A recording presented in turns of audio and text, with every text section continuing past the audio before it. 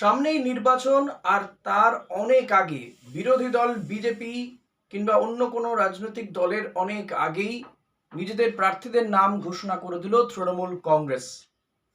আর বেশি দিন বাকি নেই নির্বাচনের, তাই নির্বাচনের অনেক আগেই তৃণমূল কংগ্রেস তারা তাদের প্রার্থীদের নাম ঘোষণা করে দিল।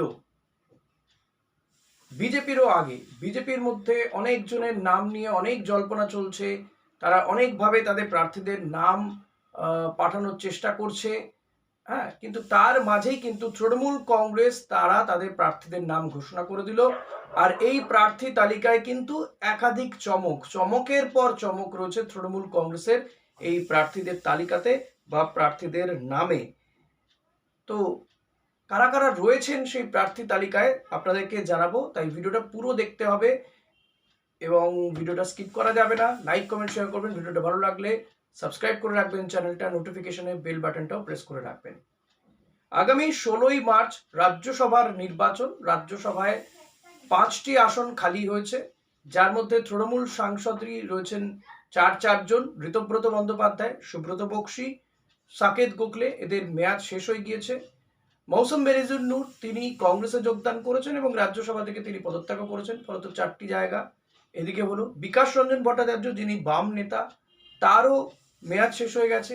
তো আরেকটি জায়গায় 5টি জায়গার নির্বাচন হওয়ার কথা 16ই মার্চ, এবং এছাড়া অন্যান্য রাজ্যেরও বেশ কিছু আসন রয়েছে। আমি আমাদের রাজ্যের কথাই বললাম, কিন্তু এই 5টি আসন একদম নিশ্চিত এবং এক্ষেত্রে কোথাও কোনো নির্বাচন হওয়ার জায়গায় নেই। তো নির্বাচন হলেও এই 4জন, মোটামুটি 4-5জন, যারা যারা বিজেপি যাদেরকে পাঠাবে আর তৃণমূল কংগ্রেস যাদেরকে পাঠাবে, এই 4জন যাবেই। তো তৃণমূল কংগ্রেস সবার আগে তাদের প্রার্থীদের নাম ঘোষণা করে দিয়েছে। তৃণমূল কংগ্রেস রাজ্যসভায় কাকে পাঠাবে এ নিয়ে বহু শোরগোল হচ্ছিল, আলোচনা হচ্ছিল যে 2জন সাংবাদিক, হ্যাঁ, কেউ বলছিলেন আইনজীবী। আমি একজন আইনজীবীর নাম আপনাদেরকে জানিয়েছিলাম সম্ভাব্য প্রার্থী হিসেবে, কিন্তু সেই সমস্ত কিছুকে নস্যাৎ করে দিয়ে, হ্যাঁ, তবে এটা ঠিক একটা জায়গায় আমি মিলিয়ে দিয়েছি যে একজন আইনজীবীকে তৃণমূল কংগ্রেস রাজ্যসভায় পাঠাচ্ছে, এটা আমি মেলাতে পেরেছি। হয়তো ব্যক্তি আলাদা, এবং গত কয়েকদিন যে ছবি দেখা যাচ্ছিল, যে ঘনিষ্ঠতা দেখা যাচ্ছিল মমতা বন্দ্যোপাধ্যায়ের সঙ্গে একজনের, তার থেকে বোঝা যাচ্ছিল যে তিনি হয় বিধানসভা নির্বাচনে দাঁড়াবেন, আদারওয়াইজ তাকে রাজ্যসভাতে পাঠানো হবে। তো শেষমেশ তাকে রাজ্যসভাতে পাঠানো হয়েছে।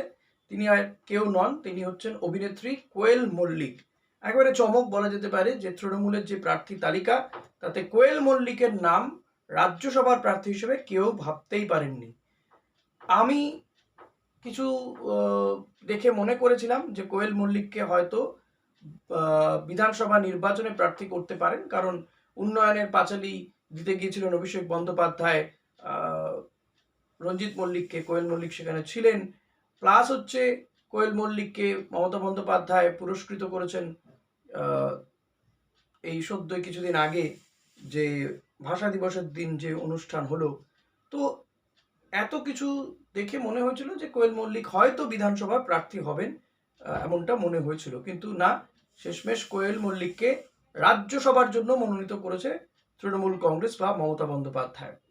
আর একটা বিষয় শোনা যাচ্ছিল যে বাবুল সুপ্রিয়কে এবছর আর বালিগঞ্জ কেন্দ্রে প্রার্থী করবেন না বিধানসভা নির্বাচনে মমতা বন্দ্যোপাধ্যায়। সেই জায়গায় শোভনদেব চট্টোপাধ্যায়কে প্রার্থী করা হবে। মনে করা হয়েছিল যে বালিগঞ্জের পরিবর্তে বাবুল সুপ্রিয়কে হয়তো উত্তরপাড়াতে, তার লোকাল এলাকা, তিনি সেই জায়গারই ছেলে, সেই উত্তরপাড়াতে হয়তো তাকে প্রার্থী করা হবে। কিন্তু না, বাবুল সুপ্রিয়কে বিধানসভা নির্বাচনে দাঁড় করানো হচ্ছে না, বাবুল সুপ্রিয়কেও পাঠানো হচ্ছে রাজ্যসভাতে। বাবুল সুপ্রিয়, তিনি বা সুপ্রিয় বড়াল যাই বলি না কেন, তিনি এর আগে মোদী মন্ত্রিসভার সদস্য ছিলেন, ফলত সংসদটা তিনি ভালোই চেনেন, সংসদীয় রাজনীতির সঙ্গে তিনি পরিচিত। তিনি আসানসোল থেকে নির্বাচনে জিতে সাংসদ হয়েছিলেন বিজেপির টিকিটে, মন্ত্রীও হয়েছিলেন। তারপর তার বিজেপির প্রতি মোহভঙ্গ হয়, তিনি তৃণমূল কংগ্রেসে এসে যোগদান করেন এবং যোগদান করে তিনি মন্ত্রীও হয়ে যান। একেবারে রাজনীতিতে আনকোড়া একজন ব্যক্তি তিনি, শিল্প জগতের মানুষ, গান নিয়ে থাকেন, গান বাজনা করা মানুষ। ঠিক যেভাবে তার সঙ্গীত জগতে একেবারে বলিউডে সুযোগ পেয়ে যাওয়া, অনেকটা রাজনীতিতেও সেভাবে তিনি যে কাজই করেছেন, যেখানেই গিয়েছেন, তার ভাগ্য সহায় থেকেছে। তো এহেন বাবুল সুপ্রিয়, তিনি তিনিও আর বাকিদের মতন তিনিও রাজ্যসভাতে যাচ্ছেন, আবারও সংসদে প্রবেশ করবেন। এই 16ই মার্চ 10টি রাজ্যে 37টি রাজ্যসভার আসনে ভোট হবে, পশ্চিমবঙ্গের 5টি আসন। এবং বিধায়কদের সংখ্যার নিরিখে আপনাদের আগেই বললাম, বিধায়কদের সংখ্যার নিরিখে 4টি আসন তৃণমূল কংগ্রেসের কনফার্ম আর একটি জয় নিশ্চিত বিজেপির কাছে। তো বিজেপি অনেকগুলো নাম নিয়ে ভাবনা চিন্তা করছে, যার মধ্যে রাহুল সিনহা এবং মিঠুন চক্রবর্তী তারা দৌড়ে এগিয়ে রয়েছেন। এটা নিয়ে আমি একটা ভিডিও করেছি, আপনাদের বলবো সেই ভিডিওটাও দেখে আসতে। তো এই দুজন হয়ে গেল, বাবুল সুপ্রিয় এবং কোয়েল মল্লিক। আরও দুজন কে? আরও দুজনের মধ্যে একজন মমতা বন্দ্যোপাধ্যায়ের অত্যন্ত ঘনিষ্ঠ একজন, যিনি মমতা বন্দ্যোপাধ্যায়কে বিভিন্ন ক্ষেত্রে বলা যায়, বিরোধীরা দাবি করেন বা অভিযোগ করেন যে বিভিন্ন ক্ষেত্রে মমতা বন্দ্যোপাধ্যায় সেফ গার্ড হয়ে দেখা দিয়েছেন, তা সে সারদা হোক বা অন্যান্য ঘটনার ক্ষেত্রে, যার জন্য মমতা বন্দ্যোপাধ্যায়, যার বাড়িতে সিবিআই বা তাকে ডাকলে সিবিআই গেলে যার জন্য মমতা বন্দ্যোপাধ্যায় ধর্নায় বসে যান, তার জন্য সেই এহেন ব্যক্তিকে মমতা বন্দ্যোপাধ্যায় রাজ্যসভায় পাঠাচ্ছেন। তিনি সদ্যই ডিজিপির পদ থেকে, রাজ্য পুলিশের ডিজিপি পদ থেকে তার মেয়াদ শেষ হয়ে গিয়েছিল, তার সে কারণে এই আইপিএস অফিসার রাজীব কুমারকে মমতা বন্দ্যোপাধ্যায় রাজ্যসভাতে পাঠাচ্ছেন। আর একজন আছেন যাকেও মমতা বন্দ্যোপাধ্যায় রাজ্যসভায় পাঠাচ্ছেন, তিনি হচ্ছেন মানিকা গুরুস্বামী। মানিকা গুরুস্বামী ইনি একজন আইনজীবী, আমি যদি খুব ভুল না করি তিনি সুপ্রিম কোর্টের আইনজীবী মানিকা গুরুস্বামী। আমি একটু দেখে নিই, কারণ আমি সদ্যই খবরটা পেয়ে এই ভিডিওটা করছি। মানিকা গুরুস্বামী সম্পর্কে সত্যি একটু দেখে নিতে হবে যে এই মানিকা গুরুস্বামী তিনি তো আইনজীবী বটেই। মানিকা গুরুস্বামী সমকামীদের অধিকার প্রতিষ্ঠা করতে মামলা করেছিলেন 2016 সালে। LGBTQ+ দের অধিকারকে শেষ পর্যন্ত মান্যতা দিয়েছে সুপ্রিম কোর্ট। তাছাড়া আইপ্যাক মামলায় মমতার আইনজীবী হয়েও সওয়াল করেছেন এই আইনজীবী। এবার মানে আইপ্যাক মামলাতে মমতা বন্দ্যোপাধ্যায় হয়ে সওয়াল করেছেন, তো তাকেও সুপ্রিম কোর্টে পাঠাচ্ছেন মমতা বন্দ্যোপাধ্যায় সংসদের উচ্চ কক্ষে। তো এই হলো 4টি নাম, 4জনকে মমতা বন্দ্যোপাধ্যায়, এদের নির্বাচন নিয়ে কোনো সংশয় নেই, এরাই যাচ্ছেন সংসদে, কারণ তৃণমূল কংগ্রেসের যে বিধায়ক সংখ্যা, সেই সংখ্যার নিরিখে এই 4জনের রাজ্যসভা বা সংসদে উচ্চকক্ষে যাওয়া শুধুমাত্র ওই কিছু নিয়মের বিষয় রয়েছে। তারা কাদের জায়গায় যাচ্ছেন আপনাদের আরও একবার বলে দিই, সুব্রত বক্সী, ঋতব্রত বন্দ্যোপাধ্যায়, মৌসুম বেনজির নূর এবং সাকেত গোখলে। ঋতব্রত বন্দ্যোপাধ্যায়কে আর মেয়াদ দেওয়া হয়নি, রাজ্যসভাতে পাঠানো হয়নি, তার মেয়াদ বাড়ানো হয়নি, কারণ হচ্ছে শোনা যাচ্ছে ঋতব্রত বন্দ্যোপাধ্যায়কে তৃণমূল কংগ্রেস বিধানসভার টিকিট দেবে, আর যদি তৃণমূলই জিতে আসে তাহলে তিনি মন্ত্রীও হয়ে যেতে পারেন। সুব্রত বক্সী তিনি নিজে চাইছেন না, নাকি তিনি অসুস্থ, তাই তিনি আর যেতে চাইছেন না, তার শারীরিক অবস্থা ঠিকঠাক নেই, তাই তিনি আর যেতে চাইছেন না, দলও তাকে আর খুব বেশি জোর করেনি, নাহলে তাকে সরাতো না।